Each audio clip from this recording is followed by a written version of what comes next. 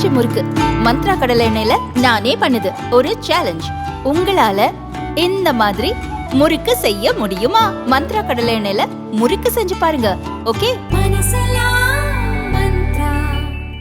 And the first two are in the context of a recent visit of Prime Minister Modi to Russia and Ukraine and his willingness to work towards a peaceful solution.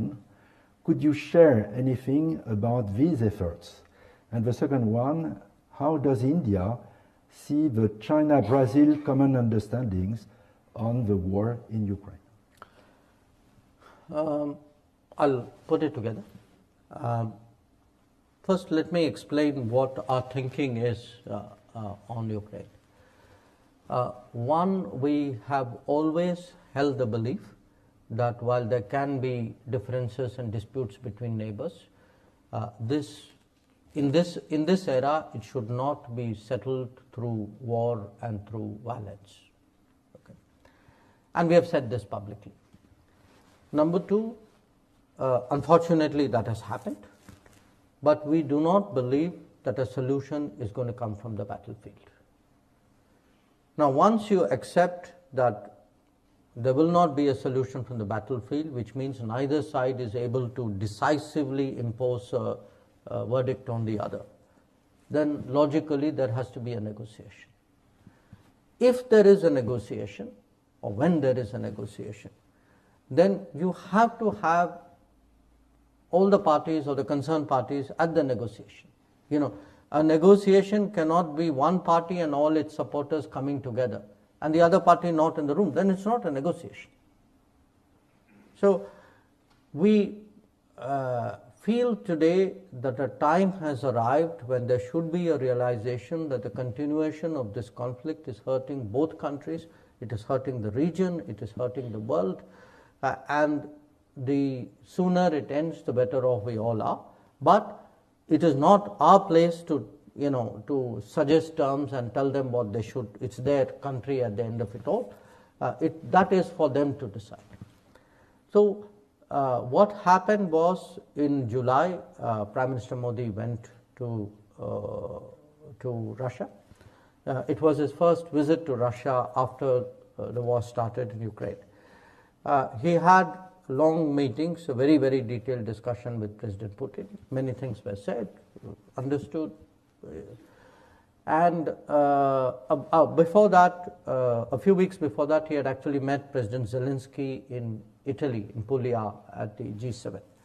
So he went, so after the meeting in Moscow, there was also a discussion, and, the Russian side was open to sharing some of this discussion and some ideas in it with the Ukrainian side. We had already told President Zelenskyyä in June that we were contemplating coming to Kiev, so it made sense then in the month of August to go to Kiev, which is what we did. So we sat down with President Zelenskyyä and his core team, and then we had again a discussion there. Now, in a sense, some of what we discussed here, we shared there, and the other way around.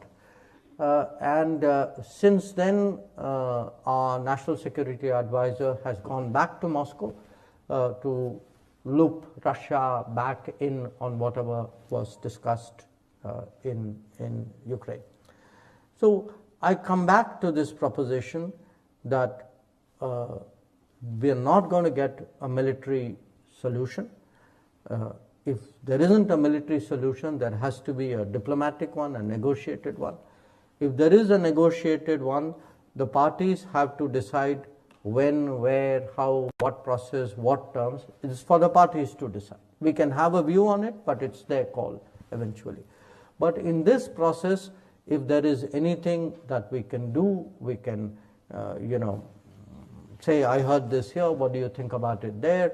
Or, there are things which they said to us, but they don't want to tell you this officially, but they would like to know what is your thinking.